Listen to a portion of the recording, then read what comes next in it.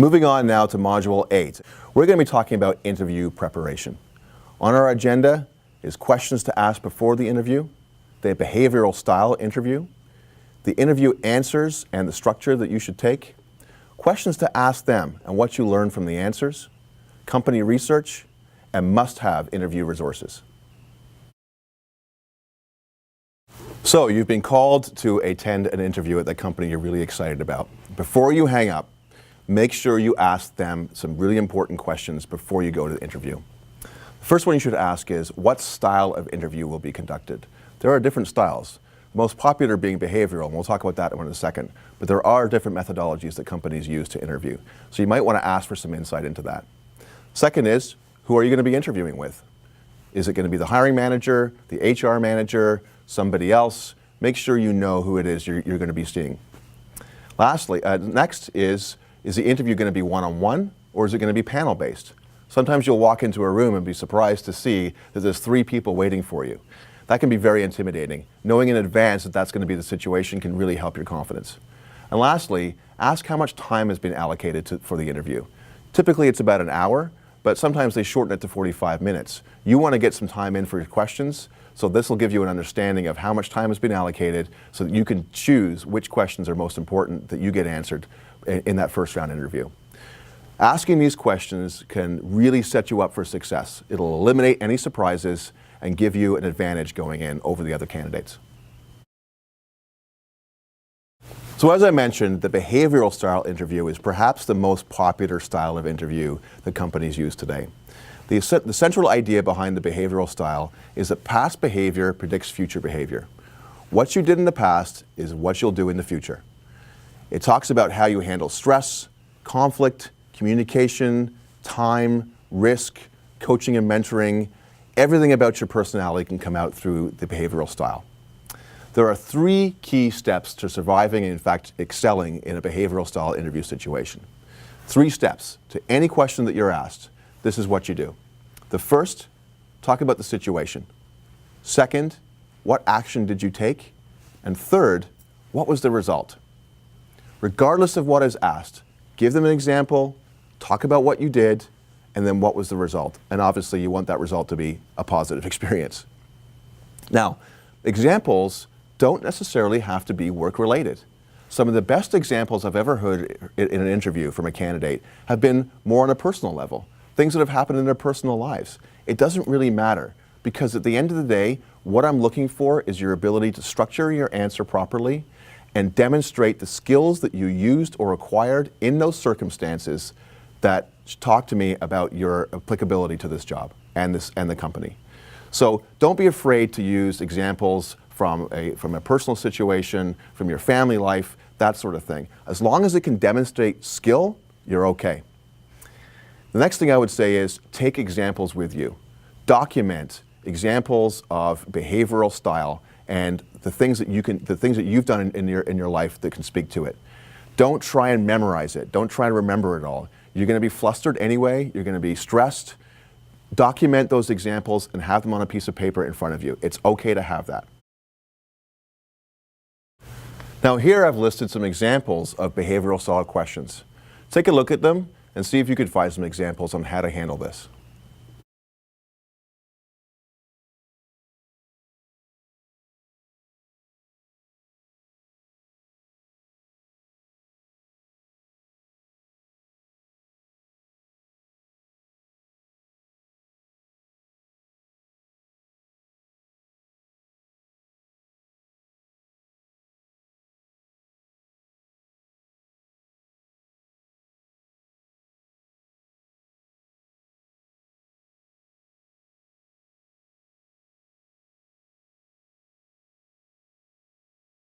When you start at a new job, one of the things you have to realize is that you will spend more time there than you will anywhere else. You will spend more time working for this company than you will with your family, with your friends, even just by yourself. Working 40, 50, 60 hours a week, you'd better be happy. And so it's important to remember that as much as the fact that you're being interviewed by the company, you also must interview them. You have to know what is the environment you're walking into. What is the culture? is it a good fit for you? As much as you might want that job, there are some questions that you can ask that'll do two things. First, it'll demonstrate your intelligence and the fact that you've really put some thought into this interview, which is really important. As I said earlier, don't leave an interview without asking questions. But two, the answers that they give to these questions will give you some really good and meaty insight into whether or not this is an environment for you. So the first question is, how much time do you spend thinking about your competition versus yourself? The insight from this answer will tell you a few things. Too much focus on the competition and not one's own company can create a reactive rather than proactive environment. Always trying to top your competition or keep up with your competition means that you're not focused internally. You're not looking at your own processes, you're not looking at your own employees, you're not even looking at innovation or creativity. It can be a stifling environment. And if a company is spending too much time looking at its competition, that can be the environment that you may be walking into. It may also mean that management may not be as concerned with their own people as they should be, as they're too externally focused. Some examples of companies that do a great job of keeping their focus internally are Apple, DuPont, and 3M. These are highly competitive companies. In the case of 3M and DuPont, they're over 100 years old now. They've been able to stay on top of their game by always looking inward. Certainly they're concerned about their competition, but what drives them is what they do internally, not what happens outside. Question number 2. How would you rate your company's succession planning? The answer here is key and is going to give you 2 insights. First, what kind of processes does the company have to foster the idea of employee growth? And second, how successful has that process been? If the company hires the bulk of its employees externally, it may be that it's an environment of very little growth or stagnation. And so the answer to this question is going to be very important for you in terms of long-range career planning. You may also want to probe further, however. Some positions may be more conducive to hiring externally. And so if you get an answer that bothers you, politely ask to explain further. Another question is, what kind of support will you receive once in the role? The answer insight here is to give you a sense of what the culture is like inside the company. Is it sink or swim? Will you have someone to help you at first and then be left on your own? Some companies will have a mentoring system or a buddy system that'll help you along in your first 6 to 12 months. There may be some training programs, online portals to help you, that sort of thing, monthly check-ins with management. These answers to this question specifically, will give you a sense of what is the process inside, how much accountability does the management take to make sure that the new candidates, the new entrants into the company are succeeding. Ultimately, the answer to this question can determine your likelihood for success over the first 12 months in the role. Another question is, what expectations will be placed on you? Now here I want to caution you. You're looking for a very specific answer for 2 reasons. This will create a formal record between yourself and your future employer. Exactly what it is that is expected of you, in particular over the first 12 months in role. Second is, it'll give you a really good sense as to whether or not this job is right for you. If they're asking you to accomplish things in the first 12 months that you really believe sit outside your scope and your experience, you may be setting yourself up for failure. So it's very important that you get a very specific answer to this question. If the question you're getting is unspecific, if it's vague, this should be a red flag for you. You want to probe a little further because again, you want to be absolutely clear what is expected of you in this role in the first 12 months.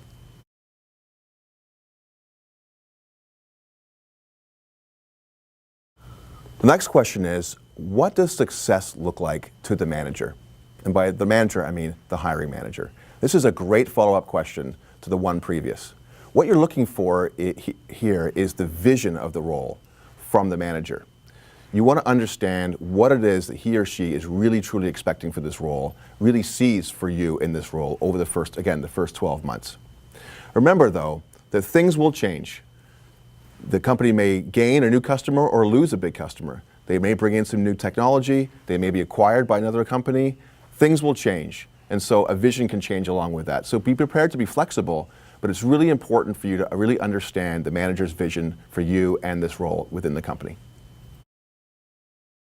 Next up, I would ask, what are some of the key areas of the concern for the company right now?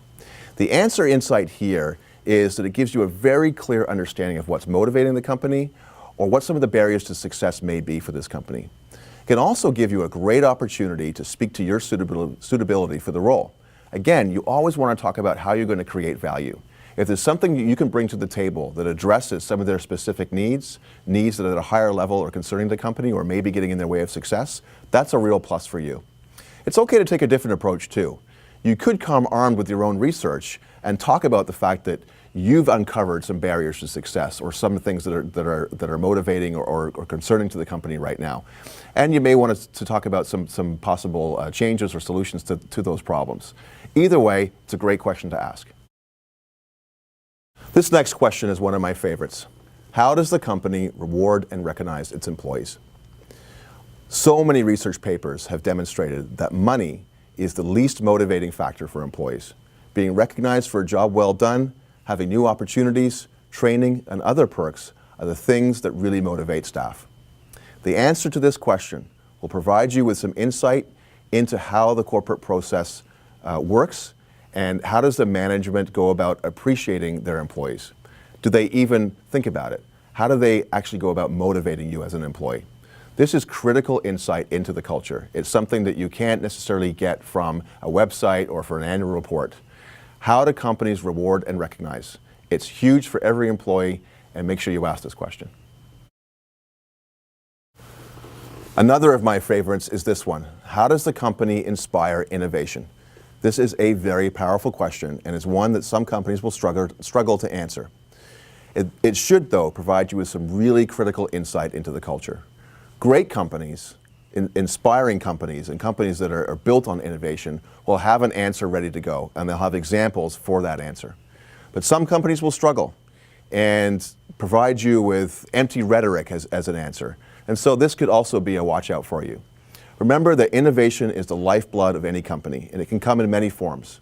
What you're really looking for, though, is the clarity of answer and the examples that can come with it.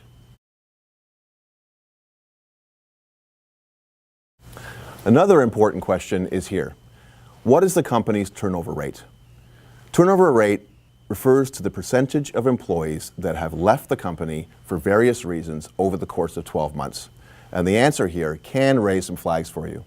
If the turnover rate is high, 20% or more, this could indicate a troubled culture where employees have left out of frustration with the management. If the turnover rate is too low, 10% or lower, it could mean that this is a stagnant environment, that people have trouble growing their careers and elevating themselves into new positions. A healthy turnover rate, one that indicates a culture that provides opportunity, sits around 10 to 12%. However, you want to be careful. If you get an answer that troubles you, you want to dig a little bit further into it. It may be indicative of a culture that is really tough on its low-performing employees, and make sure that they turn those employees over every year. It could be indicative of the fact that the company has lost a big customer or implemented some new technology which made some positions redundant. Or it could be for a variety of reasons. So if you get an answer that troubles you, dig a little deeper into it. But this is a great question to understand the culture and the general happiness of the employees in it.